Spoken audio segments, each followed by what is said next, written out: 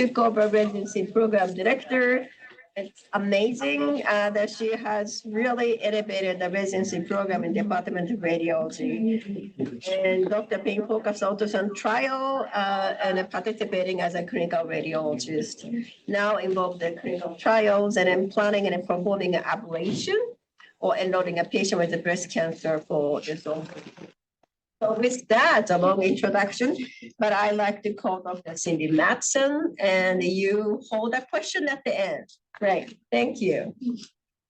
Set to not mute them automatically. Okay. Well, choose the arrows. The arrows, okay. Yeah. Are there? Oh, So yeah, this is very multidisciplinary. I've never given a radiology grant. And of course surgery, but so this is an exciting opportunity for the three of us what we've been doing. And I will say that I think Nicole and Allison do the bulk of the work. I find features for them. So we're going to talk about treating early stage breast cancer with focus perspectives. I'm going to give the surgeon's perspective, perspective, and Dr. Winkler will give the radiologist's perspective. So we're talking about treating early stage breast cancer. Early stage breast cancer is stage 1 or stage 2 breast cancer. So basically smaller tumors, no or limited nodal disease, no distant mets. And that's the anatomic stage, which is generally how we're defining patients for this trial, because we're doing it at clinical stage, not pathologic stage. Pathologic stage in breast cancer is different. It's pretty confusing. Receptors and oncotype and lots of other things. So for this trial, we're just talking about anatomic early stage. And standard treatment paths, very abbreviated. Stage breast cancer. Typically, we start with surgery where it's a lumpectomy or a mastectomy with some axillary nodal evaluation. Then they go on to get or radiation. It's endocrine therapy, sometimes chemotherapy or targeted therapies. Radiation will be whole breast, partial breast, and maybe nodal therapies. But really what we're focusing on today is surgery. And are there other ways that we could approach sort of what I would call the anatomic management of breast cancer? Surgery is really an anatomic management. It's therapeutic, but it's also informative in terms of diagnosis and pathology. So the brief history of surgery and breast cancer is that less is more. So, we went from doing radical mastectomies for many decades to doing modified radical mastectomies to eventually doing lumpectomies or breast conserving surgery. Axillary dissection has been replaced with sentinel node biopsy and no axillary surgery in certain patient populations. So over time, we've always been looking for ways that we can do these less and still treat the disease effectively. Systemic therapy, same thing. So de-escalation is kind of the name of it right now in breast cancer. Systemic therapies, de-escalation has been facilitated by things like genomic testing and clinical mammograms. In radiation, hypofractionation, and omission of radiation in select patients. And so the question together. And so, from a surgeon's perspective, like, why would we want to do that? I like my job and I'd like to keep it. But at the same time, if we can find things that are less risk, confer less risk for patients, have better cosmesis, maybe better psychosocial outcomes, because one of the things that's particular to breast surgery is that the organ that we are intervening on has not just function, but has sexual consequences, psychological consequences, social consequences. So there may be better psychosocial outcomes if we could eliminate surgery. But what would we replace it with? Well, we could think about replacing it with systemic therapies. And for patients who get chemotherapy first, if that's indicated, and they have a complete pathologic response, at some point in time, maybe we don't do surgery anymore. We're not there yet. The studies have not supported the ability to accurately assess the disease without surgery. So you still have to do the surgery to find out if they had a complete pathologic response. But at some point in time, there's going to be patients we don't operate on. Maybe patients with long-term control of their disease with endocrine therapy. So an elderly patient with a small hormone-fed breast cancer, maybe they can just go on destination endocrine therapy and never have surgery. Or we can replace it with what we're going to talk about today, ablative therapy. Ablative therapy has been looked at in many different contexts and trials over time with breast cancer. And basically they amount to either freezing it or burning it. Those are kind of the two ways you can ablate something, but you're trying to kill it. And how invasive those are depends. Some of the cryotherapy stuff is still fairly invasive. You still have a catheter involved. They get like a big lump in their breast. And so the cryotherapy trials, it hasn't been widely adopted clinically for various reasons. But some of them are that there are these trade-offs, with the biggest one being that you're going to limit your pathologic information. So surgery, again, is a therapy, but it's also done for prevention. So it's a diagnostic test as well, where we're trying to get more information to help guide subsequent treatments. And so if you're not going to take it out, you're not going to get that information. And so the loss of information could be really meaningful in certain clinical contexts.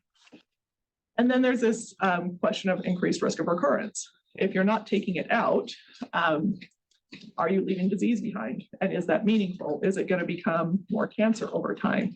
So you have to make sure that you have a really effective therapy and make sure that the trade-offs are worth it.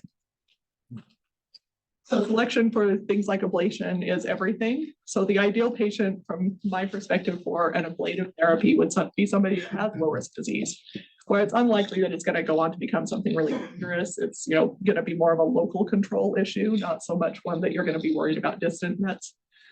Somebody that has high surgical risk, where you're like, boy, it's dangerous to do anesthesia on this person. The surgery I do is not the dangerous part for high surgical risk because it's a low risk surgery, but the anesthesia part might be dangerous. So if you have somebody who's really high anesthesia risk, maybe an ablation would be a better option for them.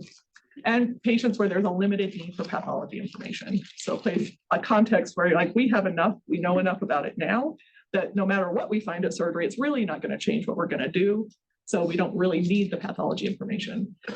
These things look very much the same as what we call our choosing wisely guidelines, which are guidelines where we're omitting axillary surgery and for certain patient populations, and guidelines for optional radiation.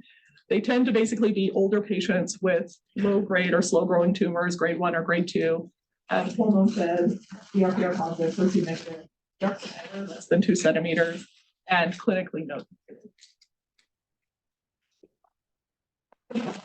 Other questions? For this particular trial, we are using MRI to guide the ablation. So does MRI really help or hurt in the selection process? MRI is incredibly sensitive, so it does open the door to what we would consider some patients. There are times when MRI is finding unrecognized, but maybe, so how often is it finding something that's clinically meaningful is the big question. It may have been unrecognized and it's clinically meaningful. That's the disease we want to find. If you identify clinically irrelevant disease, it's really not going to improve your outcomes. So what if you found some atypical lesion that was never going to do anything? So what if you found even a low-grade DCIS that's never going to do anything? Did we really improve things for the patients? In the surgical data, MRI has only been shown to increase mastectomy rates. Sometimes that might be appropriate. Sometimes that's not. Sometimes it's just you increase the number of procedures the patient had to go to, the amount of stress that they had, how anxious they were. And so they end up with a mastectomy, even if they actually didn't need one technically. So there's a lot of debate in the surgical literature around the utility of MRI and how it should be applied. And so we knew when we were going to use this for this particular trial that it might pose a challenge in selection because we're using a very sensitive test. So the trade-offs are that it's really better for targeting the ablation, but it's kind of worse for selecting patients with what we would consider to be limited disease. These as a replacement in select patients. The ideal system needs to be accurate and well tolerated with limited long-term consequences. So not much pain, not a big lump in their breast. I have a lot of questions, but here's just a few. So if this is successful, what are the long-term outcomes? Who follows the patients after their ablation and for how long? How do they follow them? And then some possible future studies using ablation are things like, do we still need to use radiation? If you ablate something, do you still have to radiate the breast afterwards? Because it's basically replacing the lumpectomy, but it's not replacing the radiation, or both. Could it replace partial breast radiation, where after a lumpectomy, they're only getting targeted radiation to the lumpectomy bed? That might be a place where this could really apply, where you're replacing the radiation part. Can it replace surgery in neoadjuvant patients with complete imaging response? We're like, hey, it looks like it's probably all gone, but let's just hedge our bets and let's ablate this little area, and they don't have to have surgery. That might be for. And this is our study question for this study. So using the selection criteria similar to the ideal patient, is MRI-guided high-frequency ultrasound ablation safe and comfortable? This is not an efficacy trial right now, but eventually we'd like to get there. And these are our inclusion criteria. So women who are over 18 with unilateral, unifocal, invasive breast cancer undergoing lumpectomy. The tumor between 1 to 3.7 centimeters, with 50% of it has to be greater than a centimeter from the chest wall or the skin, and an ECOG of less than or equal to 2. They can't be receiving other investigational agents. They can't have prior anti-cancer radiation therapy. They can't have breast implants, and they can't be pregnant. And so this study is looking at the safety and tolerability of the procedure. So our patient recruitment is using these inclusion criteria. We then get consent. They get a pre-ablation MRI that Dr. Winkler will look at and then say, are they eligible? They then get their high frequency. And then this is about pain control. So that's why there's stopping criteria around pain management during the procedure. They get a post-ablation MRI a couple of weeks after they get their ablation. Then they get their surgery, and then there's a pathologic evaluation. And that's really the end of what the patient has to do. So there's more stuff that happens with pathology afterwards. So that's the surgery.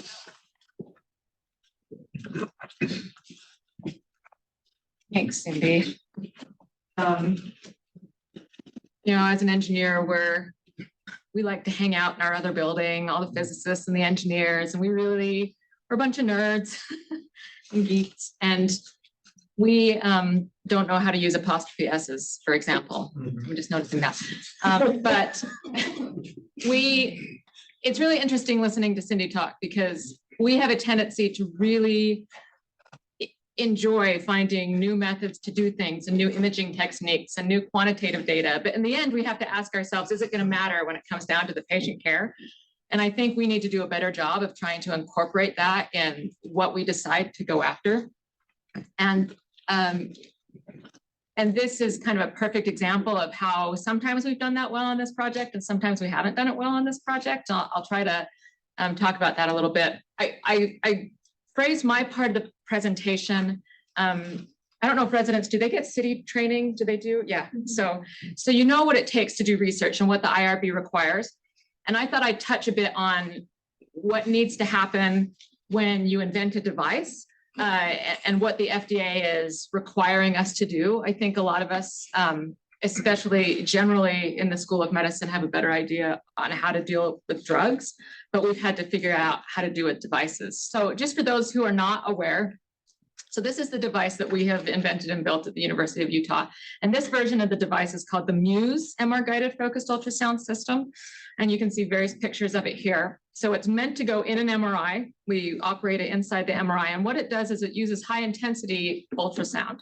So it's the same it's the same physics as diagnostic ultrasound. It's ultrasound, it's the same waves. All we're doing is we're running it at a much higher intensity, and we actually focus it down instead of spreading it out, because we're trying to elicit changes in tissues. We might be trying to kill it. We might be trying just to modulate it a little bit. It just depends on what we're doing. And we here in our focused ultrasound group, we like to do things inside the MRI just because of the amount of information it can give us on a patient-specific basis. And it also helps us to see what we're doing. Other people use much more of the spray and pray technique to just drop a bunch of energy into somebody and hope it works. So the system, it sits on the table, and it has this, what we call the treatment cylinder here. that sits underneath the table that actually has the ultrasound transducer and the coil and the other thing in it that helps us do the procedure. So it really consists of these four main parts: the treatment cylinder, which you'll see on our SolidWorks model here, the patient support table, which is actually really, really important because it's what the patient interacts with. And like Cindy was talking about, these patients are obviously, they're really nervous. Breast patients, I found in general, hate MRIs with a passion. They want to avoid it. And we also have done like the electronic architecture and the control software. So everything kind of behind the scenes that you think is just, part and play with a device, we've developed all that as well.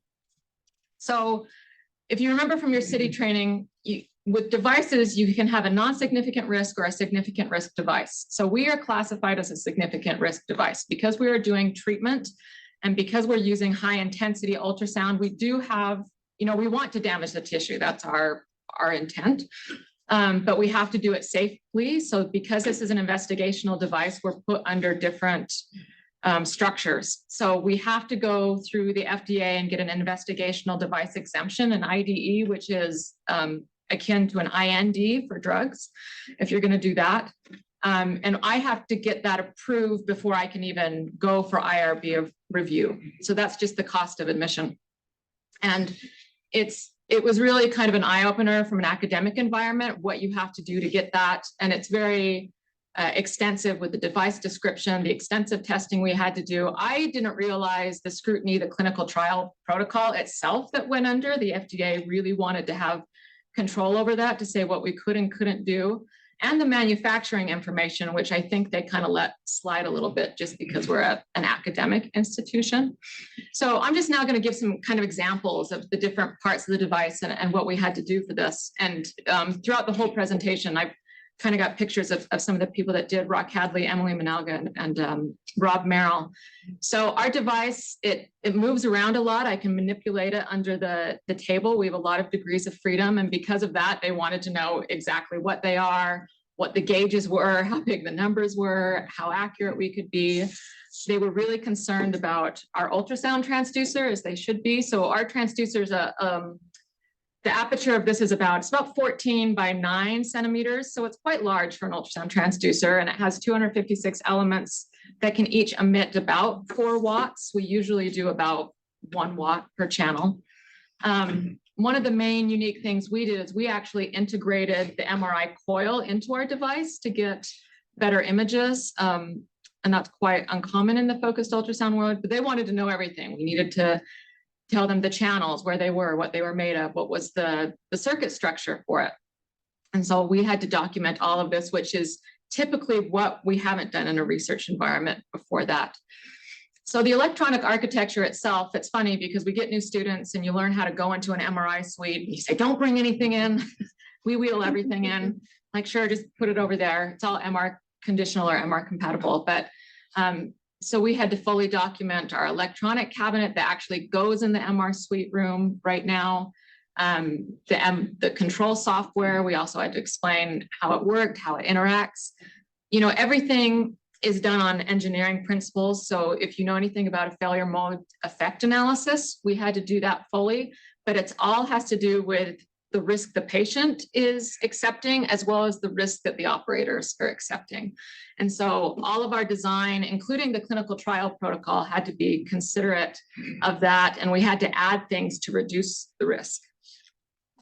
One of our specialties is how we characterize our ultrasound beam, which is interesting because these are just 2 pictures of the devices we actually use to do the characterization, which you're not doing research unless you use a good amount of tape, in my opinion. So this is some nice painter's tape here that we use to focus, but this is part of the thing we do. So this is a hydrophone that we scan through our field, and we're able to actually map out in 3 dimensions. So this is what the pressure field of our ultrasound focus looks like. And it's on the order of millimeters, as you can see. But they're really interested in that because the pressure and the ultrasound intensity we're putting into these patients vastly is much higher than what you see in diagnostic imaging. And I forget the exact numbers, but it's milliwatts per centimeter squared. And we're on the order of, 1,000 watts per centimeter squared. And we have to be careful of things like our pressure wave. We emit so much power that we can go, you can say a nonlinear response here, and we have to take that into account. The FDA is very concerned about that. One of the most interesting things I thought was how we verified our radio frequency coil that we used for imaging. And it took Rock Hadley and myself a long time to figure out how to do this. So you can see on the bottom left, this is the clinical coil that's used here at the university, the Sentinel coil that the biopsies are done with and the general imaging. And so what we decided to do was we did our imaging of our coil in direct comparison with that. So I would have patients on a separate IRB come in and they would get their standard of care imaging and we'd lift them off and then we'd put them on our device. And so it was kind of a quantitative and qualitative information mix where this is the SNR map between the two coils. And you can see we're actually quite brighter in the focused ultrasound coil. It's interesting because the signal profile actually isn't as homogeneous, which can have pros and cons. But the other thing we had to do was they said, okay, you have to put your coil in the scanner and just blitz it with a really high RF sequence to see how it heats up, because they have to make sure it's safe for the patient. So we had to do all that as well. We had to demonstrate that we were actually able to accurately target the tumor. And so we had to explain exactly how we did that. We've got a bunch of positioning coils that go on the back of the transducer that were designed at UCare, and we run a simple 1D sequence where we get the position and the MRI. And we basically had to say, yeah, our predicted position is about the same as our measured position. And we had to justify why this 3 millimeter error was okay, and how we were going to account for that, which we were able to get them to buy. So one of the hardest things, and this is the main reason we do things inside the MRI, is for this ablative therapy, we are able to measure temperature with the MRI. And the FDA is very interested in, great, how accurate can you measure it and how precise is your measurement and how does that affect your clinical outcome? And so just as a review, for those who don't know, that we are using a proton resonance frequency technique. I mean, in actuality, most of MR parameters are sensitive to temperature. And you can use any number of them to measure temperature, either absolute temperature or temperature change. But we use this method for a couple of different reasons. So how it works basically is you have this hydrogen bonding between your hydrogen and oxygen atoms. And when you heat tissue up, when you heat these bonds up, they actually get weaker, which results in greater shielding, which causes a decrease in the resonant frequency. And we can measure that in the phase image of the MRI. And the reason people like this so much is because this change is linear in the temperature range of interest we want, up to about 100 degrees Celsius, which is great. We love it when things are linear. So the way we do that is we take, there's various sequences you can run. We use just a gradient echo sequence where we're taking, when we put a patient in, we're doing an ablation, we take a certain number of baseline images when there's no heating, and then we start to heat.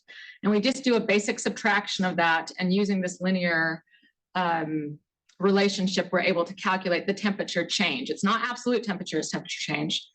And then we're able to see this in real time. So we get a full 3D image about every 3 to 4 seconds, depending on our field of view and our resolution.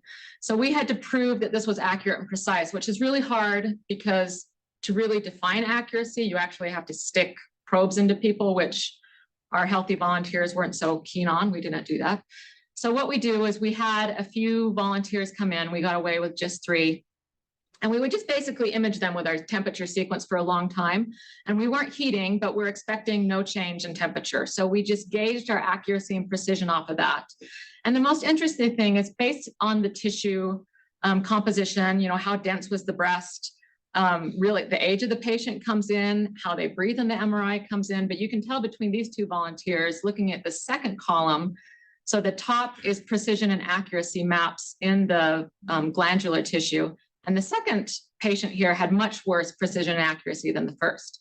And I think part of that reason is because a lot of her tissue was up close to the chest wall, so it had more respiratory artifact, but it could have been for other reasons. So there are patient variability effects that we have to take into account.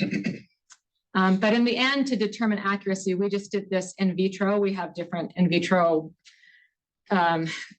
ways we model the breast. This one is a great salt pork thing from Dan's.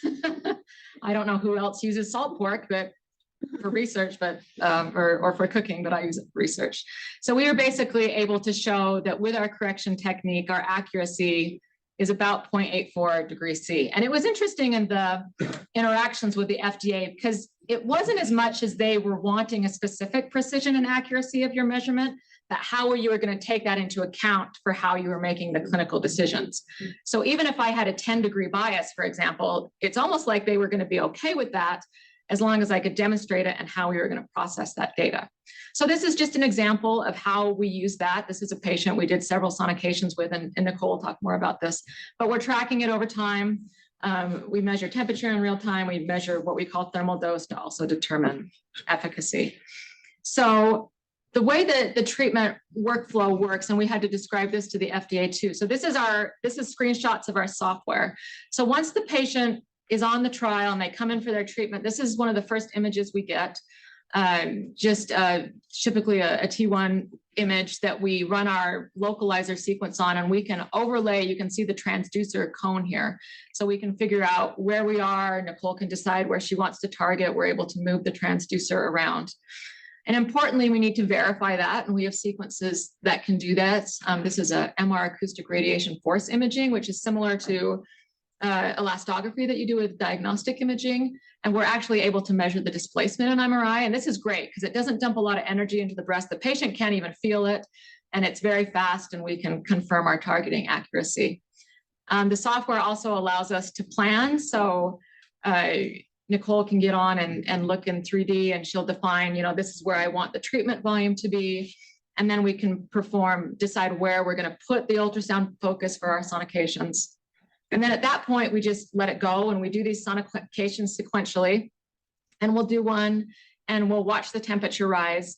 The reason why it's really important for us to use MR to monitor the temperature is the patient response is really different. I can put 5 different patients in with 5 different tumors and dump the same amount of power, and the temperature rise will be different just because of how the breast tissue is absorbing the ultrasound, because this can vary quite a lot depending on the tumor and the subtype. And so having this information is really interesting. So probably the most shocking thing to me of this entire process is, you put together this 1,000-page document, you send it to the FDA, and I really don't know what I'm doing. And so it's like, well, let's see what you say. And they have you go through this interactive review, which I didn't realize. So they have 5 or 6 reviewers for the application, like a pathology reviewer and a surgical and technical with the ultrasound and the MR, and they'll send you back their comments. And they say, great, you have 36 to 48 hours to answer them, meaning you have the data or you don't, right? And if you can't answer them, then you have to go back and resubmit, and that will be months delayed. And I understand now why companies have entire regulatory departments to do this, because it's quite stressful otherwise. But they were really concerned about our targeting procedure. We had to justify that. Our acoustic beam characterization, if you remember, my targeting was off by 3 millimeters. And I said, oh, but I can steer the ultrasound beam around. That's fine. They said, great, prove it. So we had to do that. Another interesting thing I found was they actually do put a lot of stock into simulations. And so we can simulate a lot of things to justify our claims. And so it's really kind of changed the way we do the things in our lab, because we didn't realize that was the case. And they were really wanting to put limits on our focused ultrasound sonications, like how long we could do, what power, what the spatial and temporal resolution is. And the interesting thing was Dennis Parker and Henrik Odin, who are 2 of my colleagues on this project, they have written a lot of consensus papers and reviews that the FDA is kind of using as gospel now on how to do MRTI. So in a way, we kind of dug our own grave on this. Like, oh, we have to actually do what we say now. For the clinical concerns, they were really concerned with the HER2 status of the patient. So for this clinical trial, because as Cindy said, it's not an efficacy trial, it's safety. So we said, we're just going to ablate half the tumor because the FDA is extremely concerned that you do not change the treatment for the patient, that you are not compromising it in any way. And so we didn't want to lose that pathology information. And so because of some of their concerns, they put us into 2 cohorts of exclusion criteria. They're like, you've got to prove you can do this with this more conservative population before we'll let you loose. They said, you don't know how this affects patients who've had prior radiation therapy, so they made us exclude that. And back to Cindy's point, they were very concerned that we did not have, including risk of breast MRI and the potential of increased treatment of mastectomy rates in our informed consent. So those are just a few of the things we did. But it was quite the cost of admission to even start doing this, but it's been a really positive experience. And so now I'll let Nicole tell you about her perspective of this. So I got involved with Allison about 10 years ago, maybe my first year as faculty. She was looking for someone who had some clinical breast expertise. And I thought it was really cool that she created this technology to ablate a tumor without any incision, no injection, completely externally. So I said, sure, I'll volunteer for that. Not to have it done, but just to be part of it. I really didn't feel like I was up to snuff with all the technical aspects that we just heard about, but she assured me all she needed was someone with a pulse who could read breast MRI. So if any of you are kind of worried about getting involved in research, this is how you can get involved. I'll talk to you about the patients that we've done and show you the imaging, because this has been a long time in the making, from the designing the clinical trial and to actually now ablating patients. So our first patient is a 57-year-old woman with a screen-detected IDC, invasive ductal carcinoma. So her left MLO tomosynthesis mammogram shows a spiculated mass, which ultimately proved to be a breast cancer. T1 post-contrast with fat suppression, you can see an enhancing mass here with susceptibility artifact from the biopsy clip posteriorly, and we can see T1 without. So she was eligible based on the tumor size and the distance from skin and the other eligibility criteria. So she came before the ablation day to be positioned on the device so that she could be introduced to the device, feel comfortable with what was happening. Also, we could have some imaging so that we could plan for the actual ablation day so we could be really efficient. So they did a T1 without fat suppression and a T2 with fat suppression. And the point of this was to say, could we identify the tumor without the need of IV contrast on the ablation day? And the imaging from this coil is beautiful. As you can see, it's very high quality. You can see the tumor really well with the biopsy clip. But of course, we knew this was the tumor because we had the diagnostic MRI. It'd be hard to pick that out if you didn't have the clip and kind of knew that that was the tumor. So on the actual day, she came, she was positioned in the device. This is a water bath here. My job is to say, shoot here. That's pretty much what I do. Looking at this and then correlating, double checking with the diagnostic MRI, we know that if we go right in front of this clip that we're going to be in tumor. So that is what we did. And she turned on her lasers. And there was a lot of technical aspects about it as well beyond that. And it's not a laser, it's focused ultrasound. But the temperature imaging map was obtained this is a maximum temperature projection for all the sonications showing the estimated heating, red being what we want, so 60 degree to heat and actually kill tumor. And then the patient would give feedback as far as pain during the procedure. Just so you know, the patient is not sedated. They're given oral medications of Toradol, Tylenol, Ultram, and Lyrica prior, and then they're positioned on the device. They have an IV. If they need Versed, we have a nurse monitoring them and we can give them Versed. This patient had a maximum pain of about 6, but she said it was just like very quick, just kind of a burning that lasted, an intense burning, but it just lasted for a few seconds. So it was fairly tolerable to her. And she was willing to undergo a second sonication even after that. And then we got immediate post-imaging. We gave IV contrast for that because we wanted to see what the non-perfused volume is. So you can see here, here's the clip.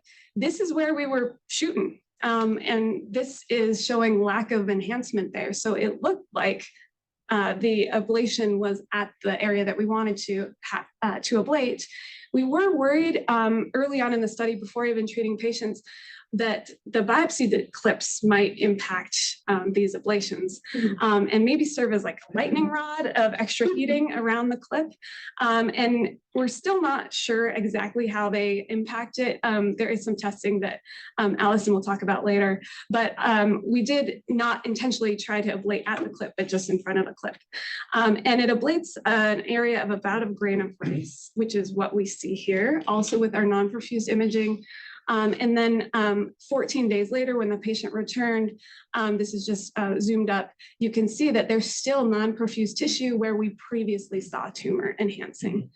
And what I expected on the pathology would be a big hole in it, but that's not how it looks. So the pathologist on the study would try to demarcate the areas of tumor necrosis, the area of viable tumor, and then areas that is just representative of background breast tissue. So here on gross pathology, this white area is tumor or fibrous tissue. They look identical, and then surrounding adipose tissue. And then the pathologist looks at an H&E stain and sort of subjectively says, this looks like dead tumor. In talking with her, she said, it really looks like the ghost of a nucleus that was previously there and kind of wavy looking. So it's a very scientific way of identifying these things. But this is part of the research too, is, you know, how can pathology really demonstrate what is dead tumor or not? And Allison will talk about that a little more later. But I was surprised by the way that it looked under pathology and what they segmented as being dead tumor compared to what we see as a non-perfused volume on MR. And so on to our next patient, 45-year-old with a screen-detected invasive ductal carcinoma. This is a left CC spot compression view with an asymmetry, which proved to be cancer. She had an MRI. This is a subtraction MR and a post-contrast T1 with fat suppression. And you can see the tumor here with the clip in. So she met inclusion criteria. She came for a pre-ablation planning scan, and we said, yep, we can see that. It's nicely surrounded by fat. We can see the clip in it, so we can use the T1 to ablate on the day that she comes. And on the ablation day, this was her first positioning, and just, you know, the water bath was added some more water. And then this, again, comparing to our pre-contrast imaging, looks like we should shoot here, and that's what was done. And you can see an ablation, a non-perfused volume right here, right around the clip. And 11 days post-ablation, you can still see that here. We did notice on the immediate post-ablation scans, there seemed to be more enhancement. The tumor looked bigger than it did on the diagnostic imaging, which makes sense. You're heating that area. It might make the vessels more leaky, and you might see more contrast in that area. And again, just compared to the diagnostic imaging, you can see that now there's a hole there. This particular patient we were conservative with because it was a small tumor, and this is a feasibility and safety trial, not an efficacy trial. So we weren't trying to really kill the tumor too much. So in this case, there actually wasn't, we only did one sonication, and there was not a lot of dead tumor on this one, only the black demarcated areas, and then live tumor is in the red. And then our last patient was a 46-year-old with a palpable palpation detected invasive ductal carcinoma. She has extremely dense breast tissue. You can see on MRI, this is the enhancing mass with the biopsy clip here. We were worried she might not be eligible due to the proximity of the mass to the skin and the chest wall, but we did have her come and put her on the device. And you can see here, this is a T2, and you can see the Hydromark clip. And we could demarcate the tumor around it enough to potentially ablate it, but it was too close to chest wall and skin, so we opted not to treat this patient. So one of the challenges has been recruiting for this study. So Dr. Matsen and the surgeons try to identify patients. There's also a study coordinator who identifies patients, but it's been a challenge to get people on trial. Part of that is because a lot of people are not eligible. They have multifocal disease or multicentric disease, or they're undergoing a mastectomy. So in the past, it was about 11 months from January 2023 to December 2023, total number of women screened were 266, 24 were eligible, and 2 went on trial. So there was about 10%, 10%, 10%. Now there are 2 amendments in process to expand the inclusion criteria to multicentric, multifocal, patients who are undergoing mastectomy, because the goal is really feasibility. And so as long as we know which tumor we're ablating and the pathologist knows which tumor we ablated, we thought that this would be okay to expand. So lastly, do you want to talk about the biopsy clips? Yeah. Okay. Yeah, so the biopsy clips are they're really tricky because I don't even know how many biopsy clips are on the market, like dozens and dozens. And the patients will sometimes come here and you don't know what kind of biopsy clip. So here's just 4 of them on the left there. And they do affect the ultrasound beam. So my student here, Sam Adams, is actually looking at this. And they all have different artifacts on MR, depending on what sequence you're running, to all different extent, that we're not quite sure what they do, but it's a real catch-22, right? Because every patient's going to have a clip. We're going to have to deal with it. At this institution in particular, the Savvy Scout is pushed, and it's really useful for surgeons. It's not really useful for this. It actually gives one of the biggest artifacts, and I think the patient we're seeing next is going to have a Savvy place, so that's going to be interesting. So that's something we're trying to get over. And I will just finish by talking about some things we're working on. So like Nicole was saying, so I'm extremely interested in pathology radiology correlation, because if you're telling people that you want to kill their tumor and not cut it out, you better be able to tell them it's really dead. So on the H&E slide, which is the clinical standard for breast, it's how they do a lot of stuff. It's really not the gold standard for tissue viability. And so it's now great having these patients that have gone through this, that we can now get a bunch of other stains, we can look at viability, and we can try to figure out what is really going on and what's really a wound healing process when you think about it. And the coolest thing we're doing, I think, right now is, in radiology, there's a lot of AI techniques. In computational pathology, they're further behind, but I'm loving the stuff that we're doing with that. So we're taking our pathology, kind of applying the same techniques that you would to image segmentation, and then we're actually able to quantify things. And the thing I really want to do is go back and see how the imaging is informing the pathology and vice versa, and see if we can come up with an imaging biomarker that would really inform what we're doing. And so the thing that keeps me up right now is patient recruitment. And it's great to have Cindy and others to tell me any investigator-initiated trial, it just takes a long time. It's hard to recruit for. Patients are interested, but we do ask a lot of them. But I choose to have hope, at least for today. So a few things we're working on that are really cool. Next generation MR thermometry, Henrik and Dennis are working on this. So we're really wanting to not only get temperature change, but absolute temperature, and measure temperature and fat, which will be great in breast. And I know we're going to be able to do this, and this will be funded soon. I'm pretty confident. And excitingly, we're developing other clinical trials. So Chris Baklavis, who's a breast oncologist, he's leading the charge. He's interested in what's the treatment and immune effect of this, particularly in a triple negative breast cancer population. Most breast tumors are immunologically cold, and focused ultrasound, along with other techniques, even systemic things like chemo or more local like radiation, is showing that you can influence the tumor microenvironment, perhaps positively. And I'm also working on a more individualized focused ultrasound system. What we have up here, I don't know what percentage of the population. I've had people from the South or Chicago that laugh at me and they're like, sweetie, that's never going to work for our population.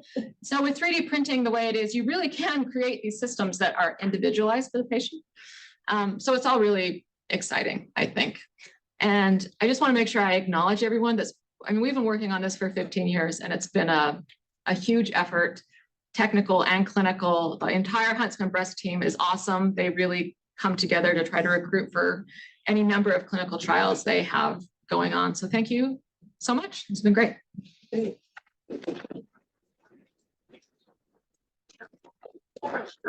comprehensive discussion. Anybody have any question? Yes. So I know you go with the chest wall, you have to be so far away from it. Does it really matter if it's like lateral, medial in the breast versus like central, like traveling through more tissue to get to the lesion? It's all about positioning. So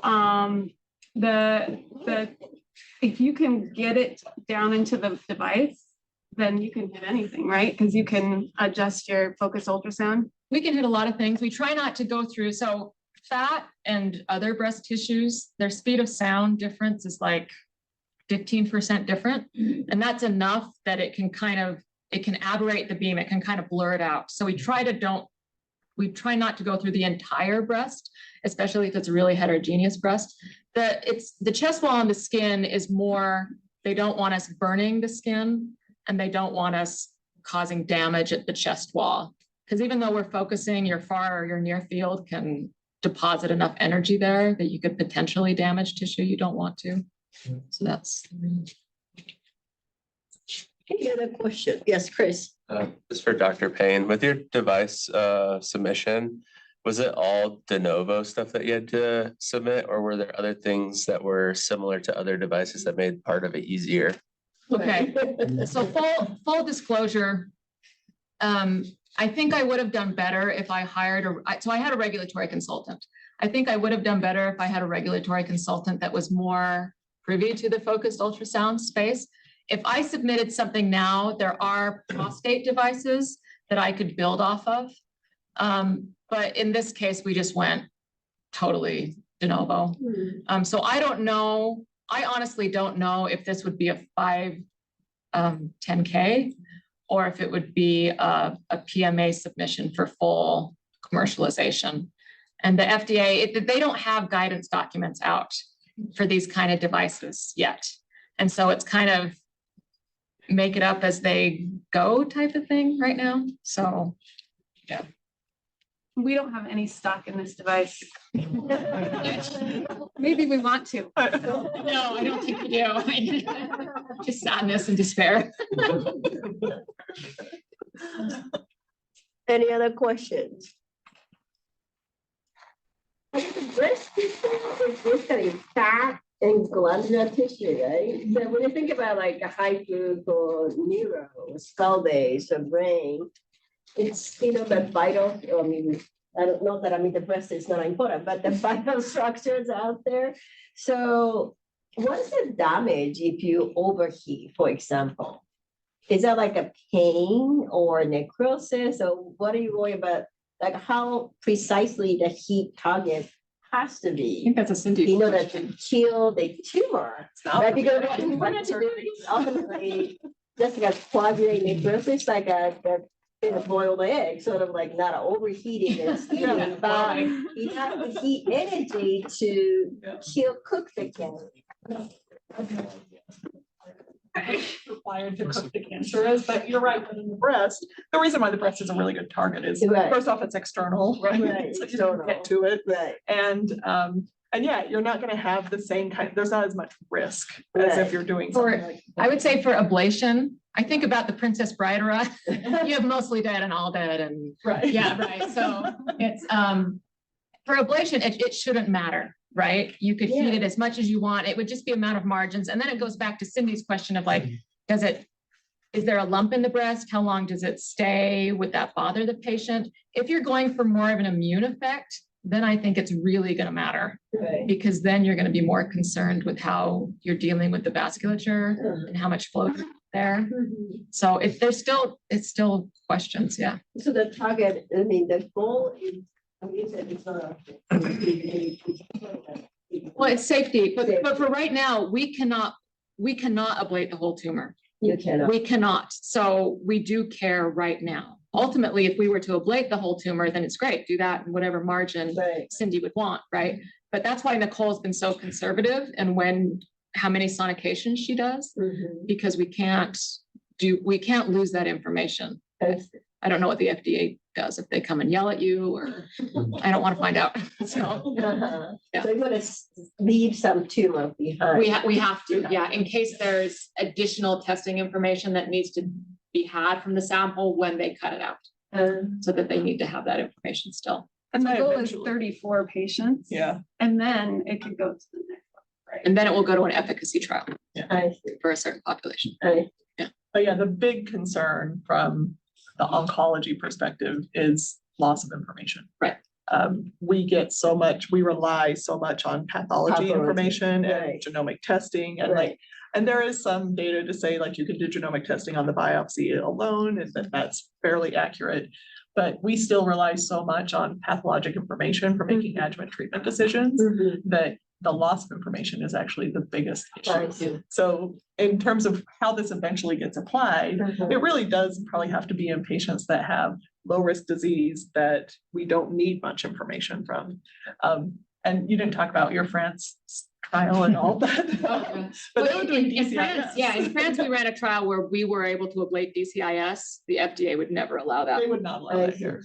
But it actually is like, when you think about it from a disease perspective, it probably makes the most sense. Like that's low risk disease, Right. you know, and we overtreat it. We know that. We just don't know who we're overtreating. Right. But like that would be an ideal population to say, can we do something less invasive? And, you know, it gives some treatment, but then you're still going to watch people. But it seems like that actually is a really good target for it. But the US is much less open to that kind of. So the multifocal disease, if you have to expand the indication, you can treat the many lesions? Well, for our amendment we have in now, it's just Nicole would pick, if it was multifocal disease, she'll pick one lesion to treat. I see. And we'll make sure we have a biopsy of that lesion and we'll just treat that one. And then if they go for mastectomy, then we'll just make sure we get the pathology out of that. Safety, that would be fine. Yeah. When we were coming up with the eligibility criteria, we were kind of thinking of like the ideal patient who would eventually apply to. And Which was the wrong way to go. Yeah. Nicole, I remember Nicole saying, oh, Yeah. why can't we do mastectomy patients? I was like, well, because they'll never, like, those aren't the patients we'll ever have in just, you know, targeting for it. But anyway, yeah, we should have just like. One for the make it fence. as big That's as right. possible, rather than trying to make it as like realistic as possible. It's the tuition of life. You get to learn. So it's fine. Any other questions? What do you think? It's super exciting, right? Thank you.